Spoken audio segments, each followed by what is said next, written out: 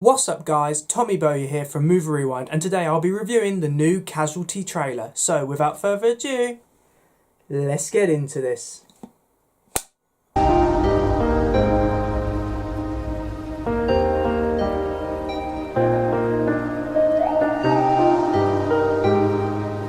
So for the first time in probably the history of me doing trailer reviews on this channel, I actually predicted when they were going to release a trailer.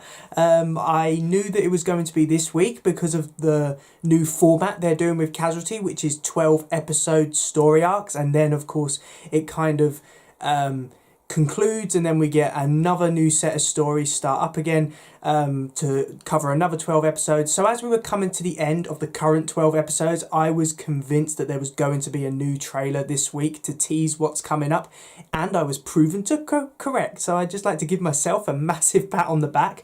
But speaking about Casualty in broad terms, I've really been enjoying Casualty this year. I feel like John Sen, I was a bit apprehensive with John Sen taking over as executive producer because his work at EastEnders, I've heard, was pretty poor. So of course I was nervous about him coming into Casualty because I didn't want him to damage Casualty in any way. But I really think he's done a great job. He clearly understands the show. He's trying new things. They've tried loads of different kind of episodes over the last few months. And it's been really great as a viewer, especially a long-term viewer, seeing Casualty do something different, but it still feels like Casualty. And I think that's the best combination. They're trying new things, but it still feels the same. So there's a lot to go over in this trailer. Obviously there is going to be spoilers, so if you haven't seen this trailer then obviously go and watch it first. And obviously this is all speculation. I don't have insider knowledge. I don't know anyone on the Casualty set. I wish I did, but I don't. So this is just all theory, so try and take some of them with a pinch of salt. The title of this trailer is Driving Forces, and from the looks of things it looks like Donna Jackson is going to be the primary character in the show over the next few months, and I think it's about time. Now, I love Donna as a character. Jay Jacobs is an incredible actor, and Donna just fitted in with the ED really well from her arrival a few months ago, but they haven't really done much with Donna. They've kind of been focusing on the other new nurses. Donna's kind of been a background character, so it's great to see that she's going to be front and centre stage where she belongs. And it looks like the storyline she's involved in is going to be quite a heavy one. From what we know, Donna is going to be involved in a car crash this coming Saturday when she is basically overstretched. She's been working loads and loads of hours and she's overtired, and this leads to a car crash, and we don't know anything more than that. From this trailer, it looks like Donna could be responsible for this car crash, and it looks like she might even be getting blackmailed by the person whose car she collided with. So maybe this is going to lead Donna down a dark path. Maybe we're going to see a more vulnerable side of Donna, which we haven't seen before. And also, it looks like Donna could be getting together with clinical lead Max Christie. Now, that shocked me actually, because I think that Donna and Dylan work really well together. The scenes with them the last few weeks when they were cast sharing had me laughing my head off, and I really do think that those two have clear chemistry together. So I was surprised to see that Donna and Max look like they could be getting together. But from this trailer, it looks like Donna might be doing that to try and keep Max quiet. What does Max uncover? Well, we don't know. We're going to have to wait and see how this car crash unfolds so that we can evaluate whether Donna was really responsible for it or not. But all that being said, it looks like Donna's going to have an exciting couple of months. We also see Jan's storyline involving her husband Gavin continue. Now, Gavin has been diagnosed with motor neuron disease, and Jan actually made the pledge a couple of weeks ago to help him end his life because he doesn't want to go on. He sees himself as suffering, so Jan's decided to help him, which actually led to Jan's wife Fionn walking out because obviously as a policewoman she can't have anything to do with this.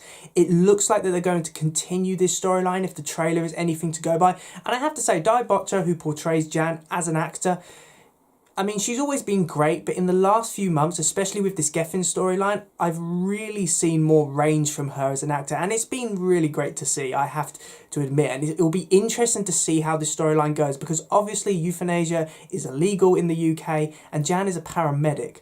So it's going to be very interesting to see if Geffen gets his wish, and whether Jan helps him or not, because obviously that could have serious repercussions for not only Jan's career but also her marriage to Theon. Faith Cadigan's drug storyline looks like it's going to continue as well. We've seen a rather sinister side to Faith recently because obviously she is suffering from addiction, and drug addicts notoriously don't really think about other people's feelings when they're trying to get drugs. So obviously Faith isn't really thinking straight, and it looks like that her long-term friend, consultant Stevie Nash, is finally going to discover the truth. Now at the moment only Ian knows, and Ian has pledged to support Faith, so it'll be interesting to see what Ian does, especially if Faith is off the wagon again and taking drugs. It looks like Faith tries to lie to Stevie and even claims she has cancer, which is of course a shocking thing to do. It does show how far Faith has fallen from the character she was a few years ago before she became an addict.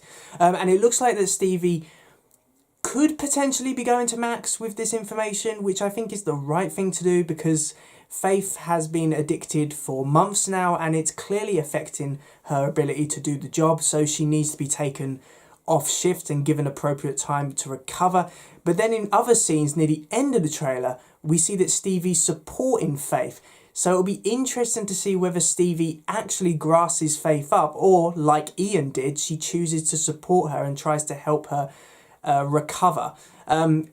It's interesting, this drug storyline, because Faith is a character who I never thought would become a drug addict. So I think it's really good that they've shown that, you know, anyone can become an addict. There's no stereotype there. Anyone could become an addict. And Kirsty Mitchell's done a great job with this storyline so far. So I'm sure that it's going to continue with the acting, you know, on top tier.